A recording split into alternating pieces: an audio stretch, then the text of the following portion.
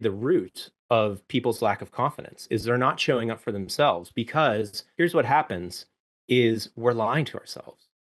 We Mhm. say, I'm going to wake up and go to the gym, or this is the year I'm going to start eating healthier, or I'm going to floss my teeth every night. Like, pick a commitment you've made to yourself.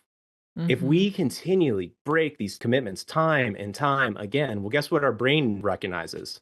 I can't trust me. Welcome to the Be It Till You See It podcast, where we talk about taking messy action, knowing that perfect is boring. I'm Lesley Logan, Pilates instructor and fitness business coach.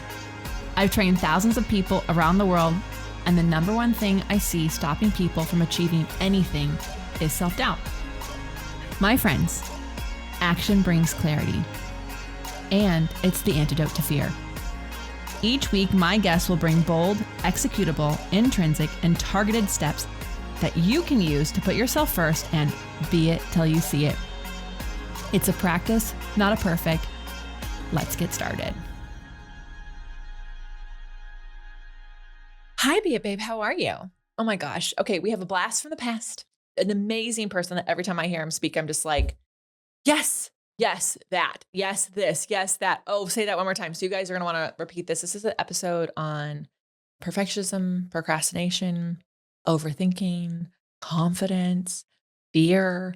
It's really good stuff. And our guest is John Mollura. And I'm really, really excited. And if you haven't heard from him on episode 120, I highly recommend after you listen to this one, go listen to that one and just see how far people come in such a short period of time. We think 3 years is a long time. And it's like, like it isn't. It happens quite quickly.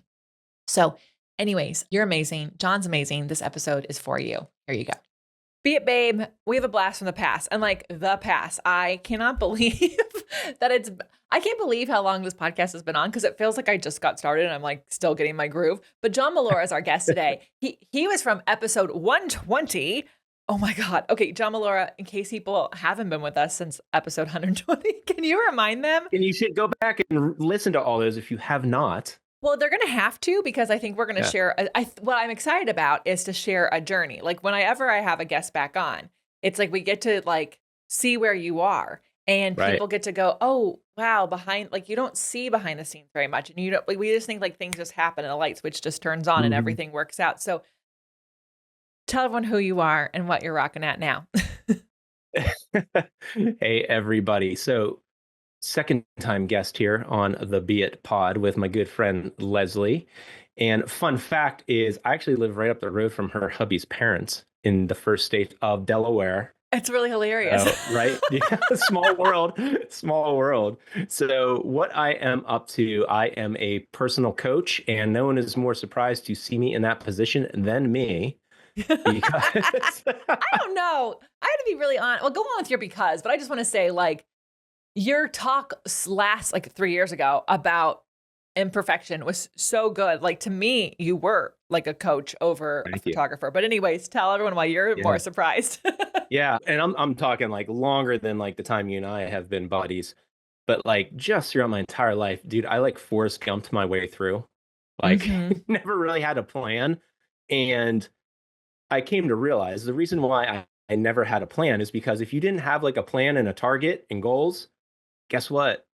You could never fail. And I was Oh, so afraid of failure. Like I never wanted to, put my name on something, be like, this is what I want to do. So that is why I say I've like Forrest Gump my way through, and I'm surprised I'm here because it was never the plan because I never had a plan. this is so fascinating. I think people just freaking like were like caught, like that, like caught, because you just said if you don't have a plan, you can't fail. And I'm Right. afraid of failure. And I think there's a lot of people who have been just like, there's a lot going on. It's really hard to make decisions in this time. Like, and it's like, you can do that for so long. Right. And at some point, like, there's a calling that you have. The universe is going to force you to do Right. it. Do you feel Exactly. forced? So I like to call them 2x4 moments, Leslie. And these are those moments in life where the universe or God or whomever you believe is kind of orchestrating all this, if you're not paying attention enough, they whack you upside the head with a 2x4, and you find yourself in these situations where it's like you're just forced into these changes. Mhm. And you don't have to answer the call, but the price you pay is that you just have this just spiritual discontent with inside of you. And that is such a yucky and exhausting feeling. Yeah, it really is. Like, and I think anyone listening, like, I can think of times when, like, I feel like I got hit by a Mack truck. And then you're like, why didn't you tell me before the Mack truck came? And then you look back and you're like, there was a little flashlight right there. And then Yeah. there was this like thing over here. You ignored those. So I had to Oh, hit of you with a course. Yeah. Mack truck to get your attention. Hmm. Yeah. Yeah. There's a story that I like to tell when I'm doing like a small group, and it's like people are like, they end up at the pearly gates and they're like, God, why didn't you save me? And it's like, what are you talking about? It's like, I told you to leave the house before it flooded. I Hmm. sent you the Yes. news report and you didn't listen. And then Yep. when you climbed on your roof, I sent you a boat saying, hey, get in the boat. And you said no. And then Yeah. I sent a helicopter. Like, Yeah. what else do you want? Yeah. So we don't pay attention to these signs all along the way. We're expecting it to say, John, this is for you. Right. Like, Lesley, this is yours. And the truth Hmm. is that like, we all get choice. That's what we were given. We were given this choice Yeah. to listen or to not to listen. And those choices have consequences. So if you choose Hmm. not to listen, you get hit by a 2x4, hopefully before you drown. hopefully, Right. Right. hopefully you pay attention before you drown. So can you take us back to some of the 2x4s that kind of shoved you this way? Yeah. Yeah. So my career, again, like starting back with my career after I graduated engineering school from Penn State in like 2001, shout out Nittany Lions, we are, is I ended up working in the space program, Yeah. right? Which I is like led test so operations. badass. It's Yeah. like it's what every kid grows up to wanting to be an astronaut. You got to do that. I Yeah. mean, without Yeah. going to space, but like, Space cadet, yes. Astronaut, no. But I did get to work with them. And the reason why I literally fell into that job was because I lost out on an internship with Disney in college and taught rock climbing for the summer. And that actually was what bubbled me to the top of the guy who hired me, who was former special forces. And he said, hey, look, I'm like, why'd you pick me? Like, I had like a decent grade, but other than my shining personality and, rapier wit, why'd you pick me, Skip? And he said, I don't need another, gosh darn egghead on this team. I need someone I can send out into the field and not get me or themselves killed. He mm. said, you're smart enough. I'm like, okay. So again, like, I wasn't planning on ever being a rock climbing instructor, but I was offered the job because I know other options. That's what bubbled me to the top, where I worked in the space and defense industry for 15 years, leading test operations for NASA and working with elite military units. And a big 2x4 moment came in 2009, right after our first child was born, where like I really felt like I wasn't going to be a good dad just because of, my past trials and traumas. And then right after that, one of my best childhood friends intentionally overdosed and passed away. And I was a mess. I was an absolute wreck. And I can remember thinking, well, maybe he got it right. Maybe I shouldn't be here. And for whatever reason, I said the Serenity Prayer. Like it popped in my head, and Isn't I it funny hadn't how we prayed all know for. that prayer? We all know, like, that prayer is like right there. It's like Yeah, so, I feel like we're born with it. Like, it's so good. yeah, yeah. And for those of you, here's a variation I love is, accept what is, let go of what was, and have faith in what will be. And like as soon as I finished it, like, I felt this warm sensation, and like that's when I found like true religion and freedom. But it wasn't like all unicorns and rainbows and stuff like Mhm. that. It was quite the opposite. It was where like the proverbial scales fell from my eyes, Mhm. and I realized what an a-hole I was in life to protect myself. So that started me on this journey of faith and getting my, just seeing how the world saw me. And I built up this like superhero exterior, but really just to protect the wounded person inside. And as I really came to terms with that and started healing, I started realizing that, wow, this job that I have, like you said, which is like every kid's dream, like, former 80s kid like you, we grew up watching Star Wars and, all the things like that. I was like, this job isn't satisfying me. This Mm. isn't this isn't where I'm supposed to be. I'm good at it, I'm world class at it, but man, I'm just not happy. Yeah. So Yeah, that's I what Gay Hendricks would call from The Big Leap. He would call, like, your zone of excellence, but not your zone of genius, and, like, it's mm, uncomfortable to be in the zone of excellence for a yeah, long time. yeah, And it people creates think you're such a weird, dissonance. but, like, Yeah, you just don't like, you're like, I can do this in my sleep, but it's not challenging me. It's not making me feel satisfied." right. Yeah, it's not bringing life into me. So I went and, did the responsible thing, and as a now a father of 3, and got another higher paying job in engineering, and was even more miserable and out of alignment. Just wanted to make sure. Yeah, yeah, just wanted to make sure this is definitely not for you. So almost 8 years ago to the day, we're recording this in early April. On April 7th of 2017 was when I walked away from corporate life and turned my side hustle photography into my full-time gig. Mhm. And it was filled with a lot of ups and downs. I had the opportunity, like National Geographic's featured my stuff. I photographed like Grammy winners, like all the cool things, but it never really took off. Yeah. Right. So here, we're already up to two by four moments. There's, the death of my friend and my spiritual awakening, realizing this like dream career wasn't Yeah. serving me. Yeah. That's, so that's, if you're counting along, that's two by fours to the head. I don't catch on real quick. And then actually, our initial conversation, and I looked it up, was in January of 2022. Oh my Shout out god. brand builders, I right? know, I know. Oh Chat. my Yeah. god, that is I mean, we met. I guess that is crazy. This podcast has been on for a long time. Yeah. And that wasn't even about the podcast. That was I about a know. webinar. You had this Yes. like zany idea to be like, hey, does anybody want to talk about imposter syndrome? And I'm Yes. like, what's that? So I like Googled, I'm like, oh my God, that's what I had. Even like as I was getting like letters of commendation from the military, like I felt like I didn't deserve it. Mhm. Mhm. And I was like one screw up away from like failing. And like Yeah. everyone seeing I was faking it. So during this photography career, as the photography was starting to slow down, that came into my life. That came into my path. And then Mm. that turned into a keynote. And then the keynote turned, into another keynote called Elite Level Confidence. Yeah. And that started getting traction. Meanwhile, my photography business is going down.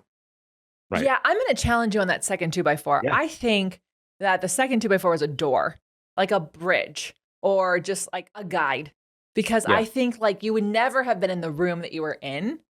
Mm, So I feel like maybe there's a second 2 by 4 and just like, hey, this photography thing is a beautiful hobby and you're really good at it. And it's another zone of excellence, but like we're calling you over here. But I just think like, I think like the everything happens for a reason and you were in that room because of photography. right. True. True. Yeah. Or maybe there was something inside you that was like calling you to go for more. And maybe you knew about this coaching thing sooner, but I think like, I wonder, like, would you have gone from engineering to elite level coaching? Like, you know what I Yeah. mean? Like, I, Right. I mean, it all falls together, when you're looking back at the path, it's like, oh, that makes sense. Mhm. But Yeah.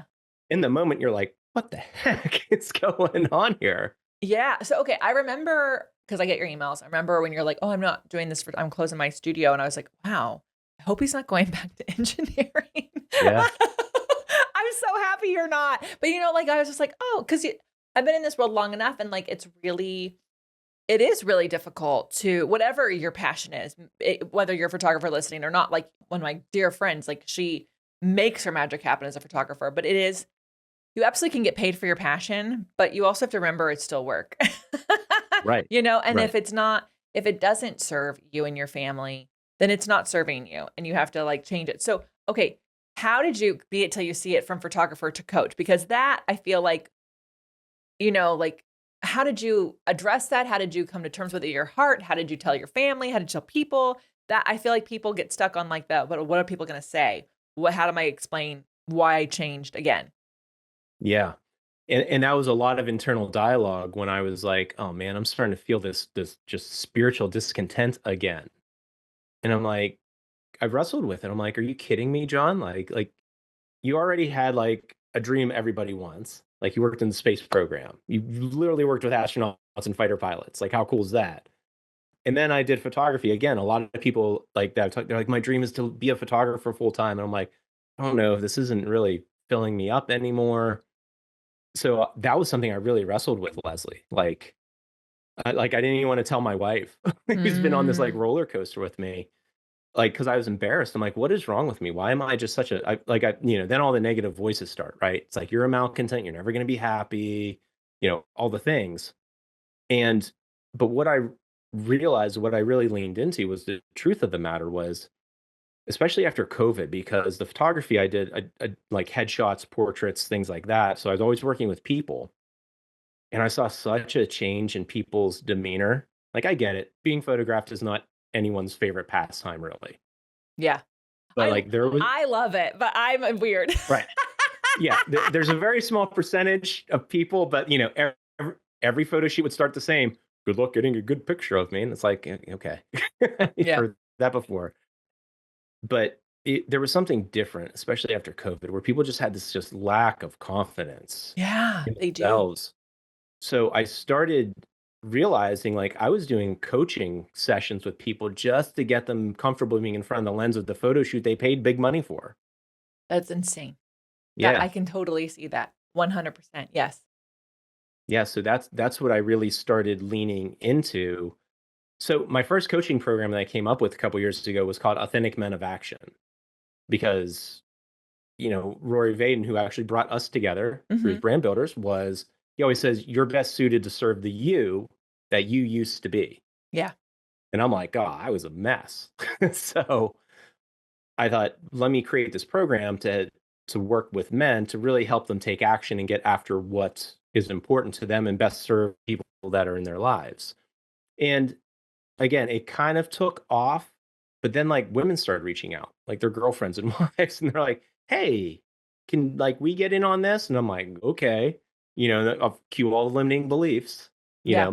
tripping up like, "Oh, you're gonna know what to say, you're gonna know how to help It's people." almost And like you know when to, like, hit the button. You're like, "Okay, here they are. Like, just come at yeah, me." yeah, yeah. And my wife's like, she's like, you know, "You're a father to 2 daughters, you're a great husband, like, why don't you just see how it goes, John, and quit overthinking this?" Mhm. I'm like, "Okay." So then I opened the coaching up to women, and then the keynotes started where with which turned into elite level confidence, and it's just been a beautiful progression of just listening and seeing what the need is and then answering the call and not letting those limiting beliefs stop me.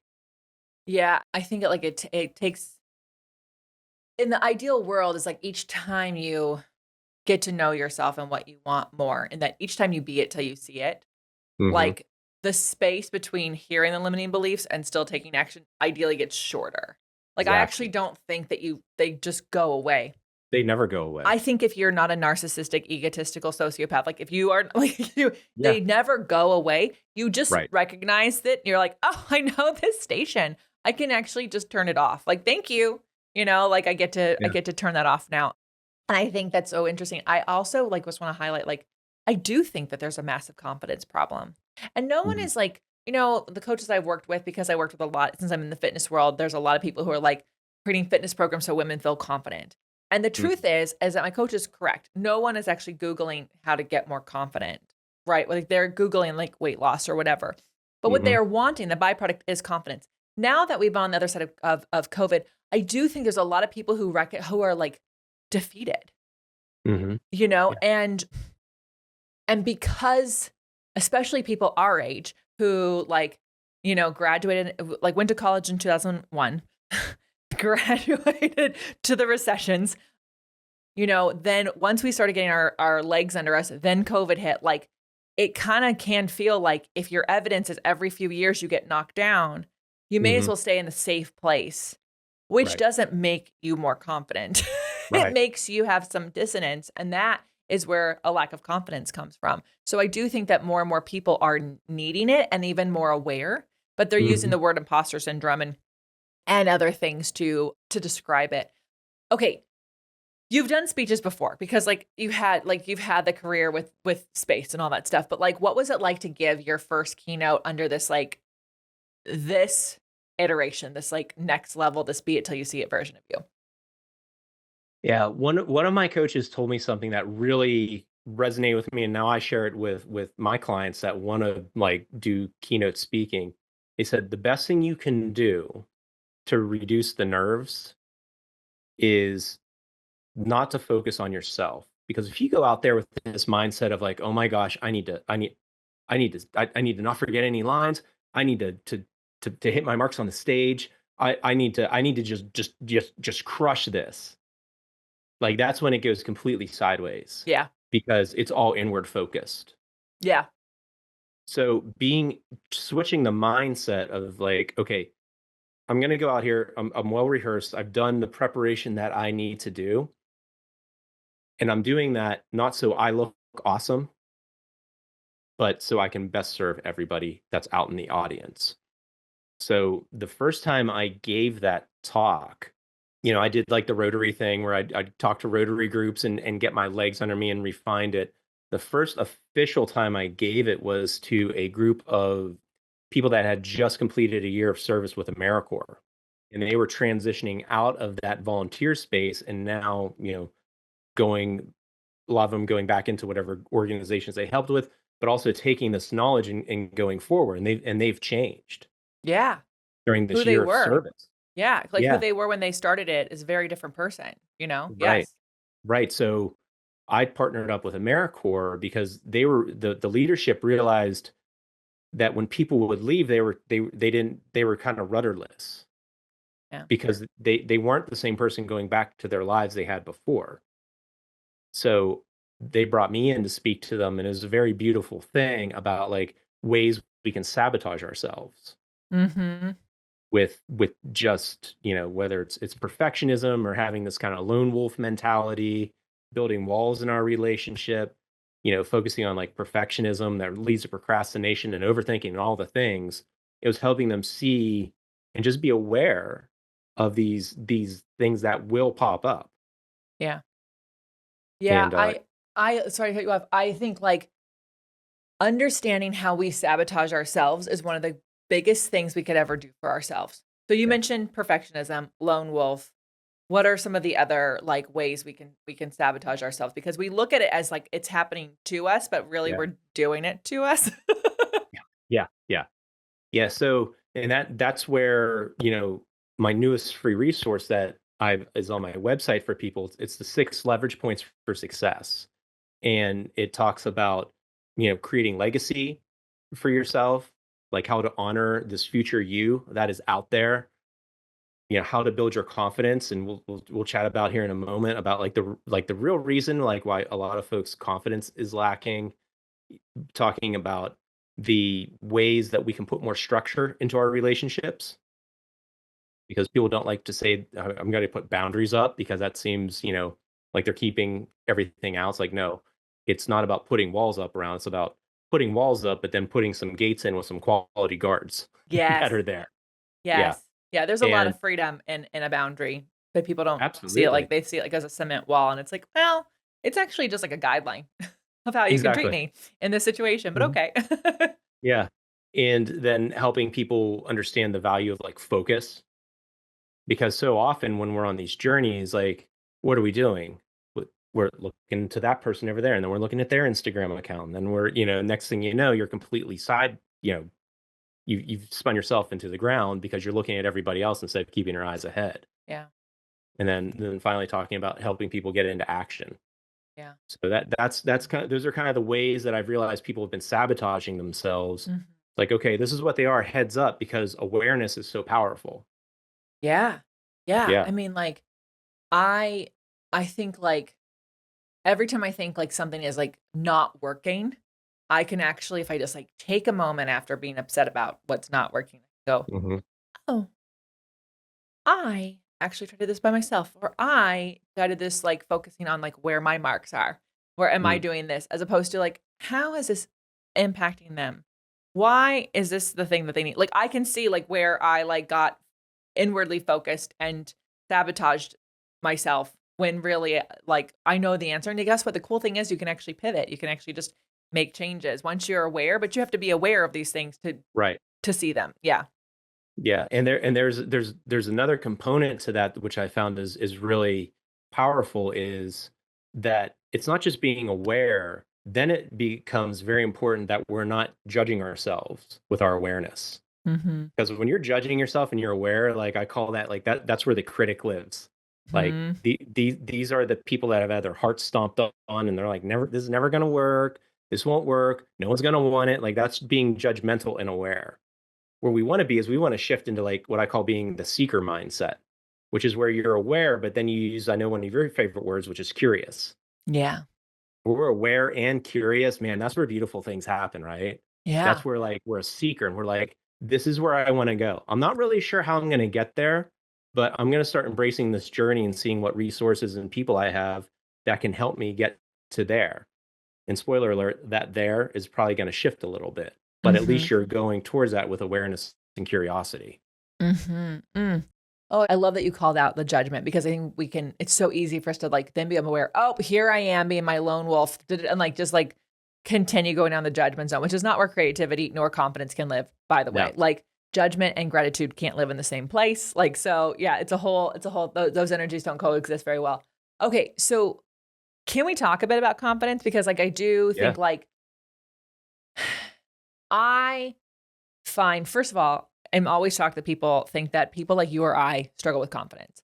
And I think like it's really hilarious because like I just personally think that they see in us what they want for themselves. And so there's a projection that's Mm. happening and us just doing the thing scared shitless. Like like come Amen, is what sister. Amen. is what they think is confidence. And really it's like, well, I'm not going around with a sign on my shirt saying I'm scared shitless while Right. I'm doing this. But also I am doing this because I know that if I do this sooner than I think I'm ready, I'm gonna get Mhm. feedback. And when I get feedback, I can get better. Like that's actually, and then confidence is a byproduct. Like, because I feel like people have a misinterpretation of what true confidence is. Right. Right. So what confidence is, the definition is a belief in yourself, a belief in your abilities. And I'm going to start this with a question. If I ask you or most people, I'm sure your listeners are all lovely, wonderful people. If I ask you or your listeners, like, when you make a commitment to somebody, like, do you show up to that person you've made the commitment to? Right? Like, Yeah. pretty much 100%, right? Yeah. What if I tweak that question and said, how good are you at showing up when you've made a promise just to yourself? Mm. See, this is interesting because this is where like I'm really good with myself, but I also know that like I'm a firstborn, the firstborn daughter, firstborn grandchild. There's like the upholder in me is real. Like if Right? I don't have to tell anyone to do something, I'm going to do it. But that is Mhm. also where perfectionism lives. So I have to Yep. be very mindful of that. Of like, Right. am I doing it because I'm trying to be perfect, or am I doing it because like I said I would do it? So, but I actually know from studies that like the most people listening, they don't. They don't Right. keep it to themselves. They keep it for Right. everyone else but themselves. Right. And that right there is the root from all the research I've done. That's actually the root of people's lack of confidence is they're not showing up for themselves because here's what happens is we're lying to ourselves. We Mhm. say, I'm going to wake up and go to the gym, or this is the year I'm going to start eating healthier, or I'm going to floss my teeth every night. Like pick a commitment you've made to yourself. If Mhm. we continually break these commitments time and time again, well, guess what our brain recognizes? I can't trust me. Oh, that's it. That's confidence. It's the ability to trust yourself. Right. Oh, Right. that's Right. so good. Yes. Right. And people when we get into this headspace of like, why can't I just do the thing? Like, why can't I start working out? Why can't I start this business? Why can't I have this critical conversation with somebody? They're like, what? I don't understand what's wrong with me. I work with them all the time that they say this. And I say, what's causing it is obviously the root is you're not keeping promises to yourself on whatever it is. But because you keep your promise to everybody else, your brain kind of short circuits because it's like, wait a minute, I do keep my promises. And it's like, no, you don't. So there's this like weird dichotomy going on in your head. I say, so the only way to rectify that is just start keeping promises to yourself and start giving your brain a new set of data to work with instead of this old set of data that you were these promises that you've broken to yourself.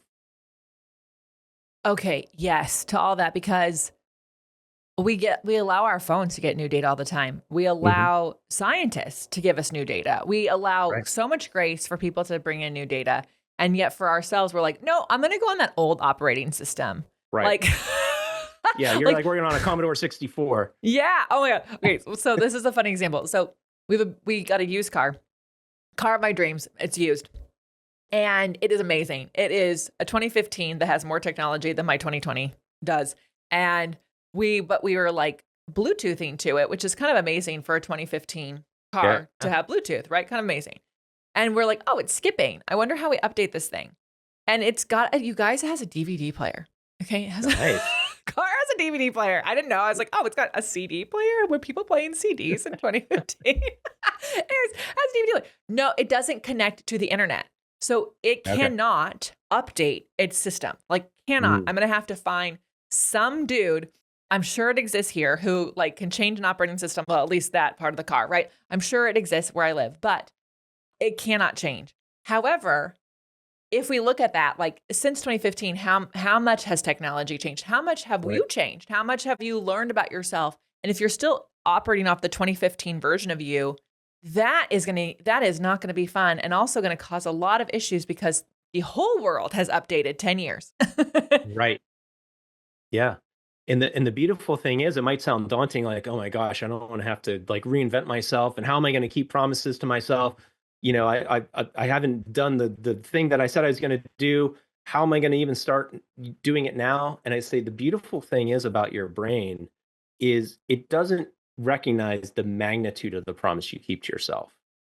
Like, it doesn't recognize the difference between the promise of, like, "I'm going to climb Mount Everest," or "I'm going to floss my teeth every night." You are All it's correct. doing is ticking the blocks saying, "Done, done, done, done," and then eventually you're gonna hit, like, a critical mass where you're like, "Wait a minute, I'm just kinda doing things that I said I was going to do. Well, that's wild," because that's the beauty of taking small, consistent actions. Yeah. Yeah, it's like I love that you brought that up. We think we need, like, some sort of big goal to get Mhm. going, and really, if you are not already consistently hitting things you say you were gonna do, that is like a recipe for disaster. Like, that Right, is a self-sabotage in itself. Like, it is right, like, if you are, like, wanting to, like, just make sure you put another sabotage, you'll put a goal on, you'll put a habit on. Like, if you don't go to the gym every day, you're like, "I'm gonna go to the gym 5 days this week." I don't even need a crystal ball to tell you that you won't do it. right, right, It is impossible to go from never putting your gym bag in the car, going to the gym, hitting the red lights, getting out, knowing where the equipment is to get in a decent workout, to get the dopamine high that makes you want to go back again. Like, it right, doesn't work. And if right, you live in my town, every other day there's a new construction site. So you don't even get to go the same route. So like it's right. but you have to make it small so it's attainable. Yeah, That's where, that perfectionism stuff lies, because then people are like, well, if I don't do it, if it's not all or nothing, then it's not worth doing. Like, how do you yeah. talk to yourself about doing a small thing? What did you do? Right, and a lot of that comes down to, like, that like, you hit the nail on the head where people are like, "Well, I don't have time to get in my hour-long workout, so I'm gonna do it tomorrow because, I strive for excellence, and if it's not done right, it's not worth doing at all." Which I say, "Time out." Like, what's better? 45 minutes of exercises, and maybe you don't do the squats and the overhead press for another set, or 0. Like, Yeah. it's perfectionism. This kind of all or nothing mentality, and I call these the big 3, Leslie. There's perfectionism, there's procrastination, and then there's overthinking, right? Mhm. Those are 3 big things that just derail us from doing the things that we want to do or the things we say are so important from us. And the Mhm. good news is about these 3, perfectionism, procrastination, and overthinking, is they all have the same root. Like, we don't focus on perfectionism because we really care so much about whatever it is. We don't procrastinate because we suck at time management. That's the story we tell ourselves. "Well, I'm just bad at time management." Yeah, we're And we not, don't 'cause there's plenty of proof that you've, like, nailed some things on time. Like, right, yeah. right. We don't overthink because, it's just so important to us that we think of every considerable contingency. The root of procrastination, perfectionism, and overthinking, it's fear. Mhm.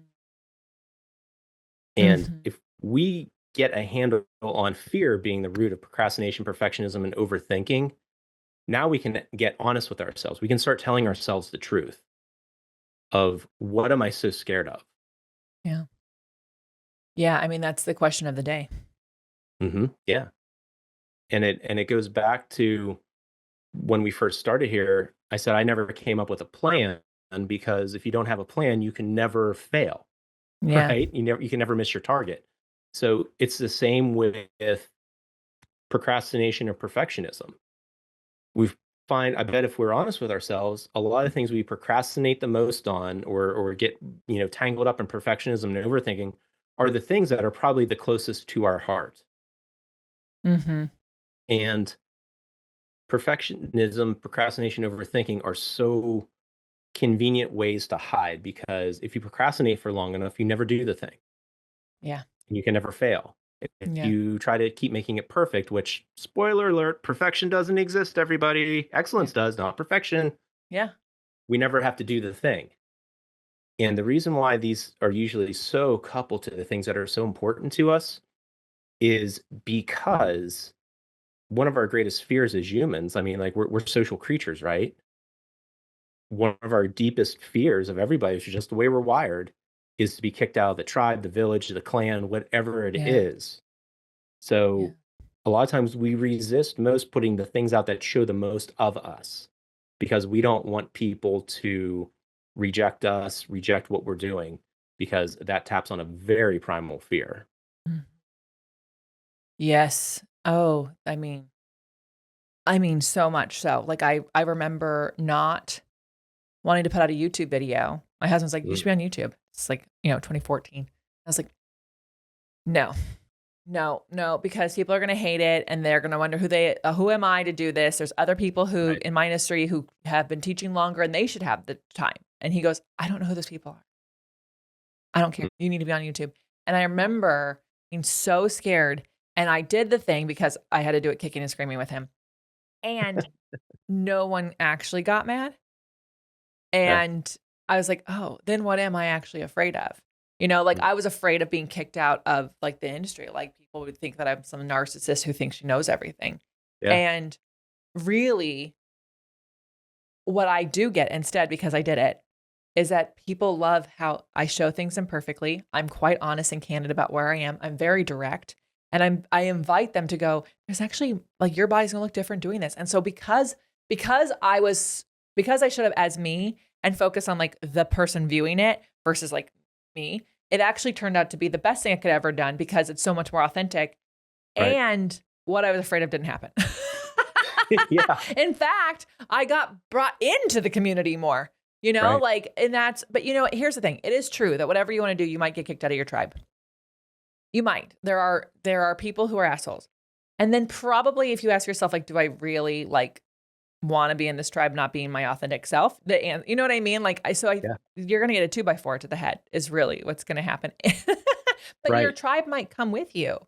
You'd be surprised, like, how many people be like, "Whoa, John or Lesley really did the thing," and I'm inspired by them. They actually might Yeah. join in. Yeah, there's a quote by C.S. Lewis that I absolutely love, the dude who wrote the Chronicles of Narnia, is he says, "Friendship is born that moment that someone says, 'Wait a minute, you too? I thought I was the only one.'" Mm. Right? Ah. Well, John, I could talk to you forever about confidence and imposter. I really do love this topic. I'm so freaking glad this is what you're doing because Thank you. your journey has brought you here.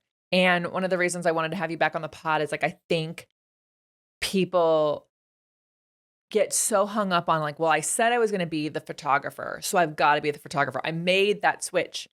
And the reality is like that could have just been the first next step for you. And so I Right. really wanted people to see, like, what can happen. Look what can happen in 3 years.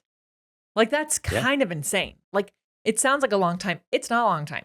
I can't believe this podcast has been on this long. I feel like I just started it. So Man, even that's though really hitting you deep, isn't it? This it is like the really fifth is, time you mentioned that. I know. I'm like, well, you know what Let's it is? unpack that, Leslie. Well, here's what it is. The unpacking is, I actually don't think I'm getting older. I think I'm the same age I was when I moved to Vegas. Like, we moved here in June of 2020. So in 2 months, we'll have lived here for 5 years. And it shocks me every day because I feel like we just moved here. Right. And so when things like this happen, or I meet my friends' kids I haven't seen in a few years, I'm like, oh, I have gotten older. And like, not that I'm scared of getting older. That's not it at all. It's just that I actually haven't noticed that. I haven't noticed how much time has flown. And I think, one, it's good to notice it because you can celebrate all that you have done in the last 3 years. It's kind of epic, right? And then two, time is always going. And so what are we doing with that time? You know, if you are procrastinating on something, I hope that the 5 times I mentioned, like how long it's been, you realize that if you were with us on episode 120 and you still haven't done the thing you wanted to do, like this is your sign. Yeah. This is your This 2 is by your 4. sign. Yeah, here's your 2 by 4. Lovingly swung by Lesley and John. Yeah. Yeah. I mean, like, I think that's really the unpacking. It's like, I hope that people who have listened from that episode on have either noticed their sabotaging moments or are going, oh my goodness, it has been 3 years. Okay, what can I do today? You know, like, what can I do to be a Tennessee today? Like, that's what I hope. My goodness. Anyways, we're going to take a brief break and we're going to find out where people can find you, follow you, work with you. Super duper. All right, John, where do you hang out? Where can they take your group or your coaching or watch a keynote? Yeah. Where's it all happening?